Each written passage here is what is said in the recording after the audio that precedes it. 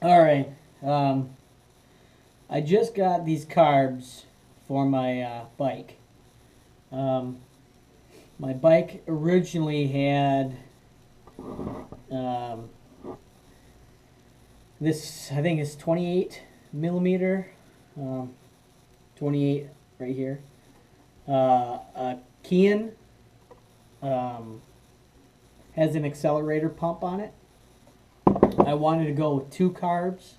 So what I did is I went and bought the aftermarket cheapos um, on eBay, and these are it right here, and they are Mikunis, butterfly, like 26 millimeter, which is smaller. Um, they're not the same as the Keihin ones. I don't know what the jets are in here. I have to pull them apart, but it doesn't have an accelerator pump, which kind of sucks. The reason being is accelerator pumps. What the accelerator pump is right here, and let's see if I can show you the side view of it. This is accelerator pump. It's connected here. So basically what it is when a four-stroke is running lean and you crack the throttle, what it does is it squirts. It presses down and it squirts gas in before. So when you're hitting the throttle, it squirts in gas and it idles it up faster to get the vacuum pressure up faster. So air's going here, crack the throttle, it doesn't have a dead spot, squirts it in there, gets it going so it doesn't stagger on you, which this one does not have, which concerns me. Then I'll have to play with the jets some more. How the jets work is, I don't know if anybody knows how this works, but so the pilot jet is through quarter throttle. Air fuel screw controls fuel in front of the carb. So basically what I believe is it's kind of like the accelerator pump before the carb. So it squirts gas in here, which this is, I don't know how this one here is put together. I haven't torn it apart yet.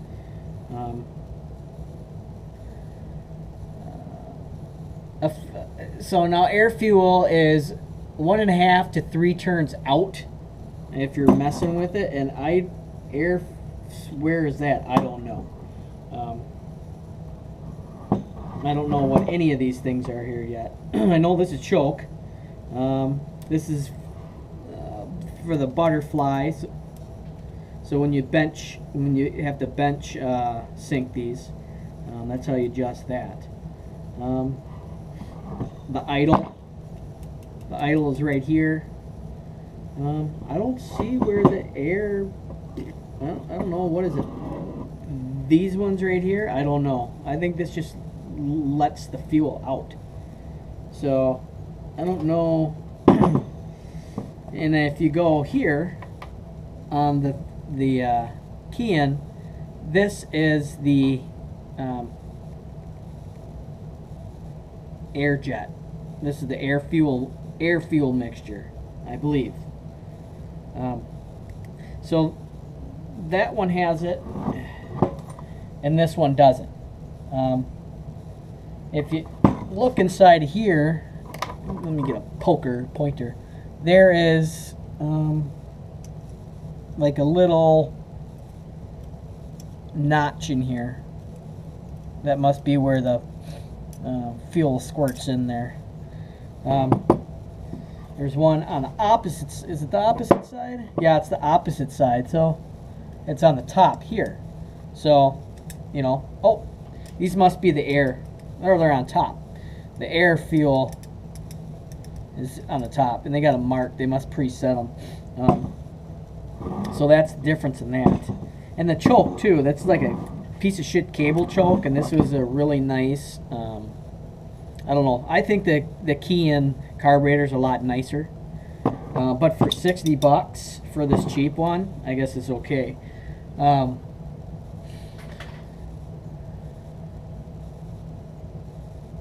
So there's a slide cut out here too. I'll show you this one first. So this one doesn't have one. This one's all the way down. I don't know why. It only goes so far down here. This doesn't have a cutout.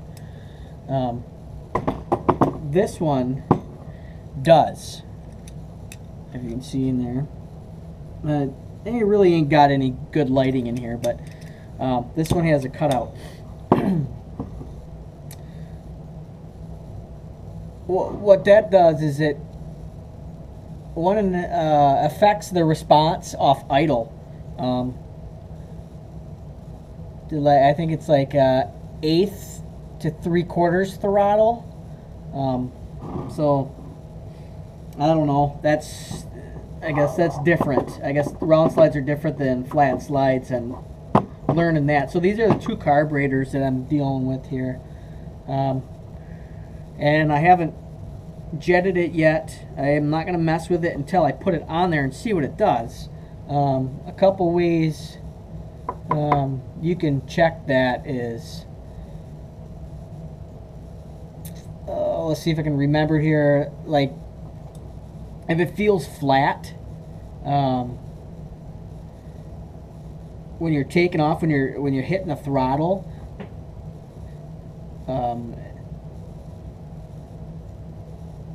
it's probably lean. If you're like back off of it, and if it accelerates faster, so like if you're taking off and it would be lean, you're taking off, you crack the throttle, and it kind of sluggish, but then if you let up on the throttle a little bit, and if it like kind of takes off and accelerates and has more power, then it's probably lean. That's what I know. Or if you pull back the choke while you're riding it, and if it gets better, like if it smooths out and you see it's more like powering, then it's lean. If it's rich, it'll be like slower or non-responsive, like kind of like you're cracking it, and it'll be like blah, blah, blah, blah, blah, blah, blah, and sluggish. Then it's probably rich. So, I mean, and another way is when you rev it up, you'll see like black puffs of smoke out the back, and sometimes in my case that I've known that it's not always jets. Like I thought it was jets once before, and compensate that, I would turn up the idle, and then it would run hotter, and I'd check my spark plugs and stuff, and they were like black, and then I cleaned them, and then I thought I rejetted them, and it turned out to be a head gasket. I thought it was a crank seal, because that could do it too. So take it apart and check the carb to see if it's dirty. That's one of the things, because sometimes when you get these aftermarket ones, they're not high quality, so then you'll have to like blow stuff out and check to see if there's anything in the passages and stuff. Even though it's new and you don't want to take it apart, it's always nice to see what's going on inside of it before you piss with it. Like if you have pods on there, clean the pods out, see if they're flowing. But make sure that you check the float too before you start messing around in here. I don't know if there's a float diagram or something you could find. But yeah, So there's all kinds of different things. So this is the piece of shit that I got for 160 bucks, and I don't know, maybe I might polish it up and take this apart, you know, just kind of make note of what the jets are, because the jets on a Keihin and a Mikuni are different. I think there's a jet chart somewhere that will tell you, you know, if this says it has a 110, excuse me, if this one has like a 110 jet on it, this one's going to be like a 100 jet. Vice, you know, if it's like a 38 jet on here, then it's going to be, you know, like a 28 jet or something. It's like, I don't know what the difference is, but so don't go, if this says 110 and you want to hop it up a little bit, don't put 125 in here, because then you'll probably be super, super rich. The best thing to do is trial and error. I mean, you can go and take to a dyno place if you want to.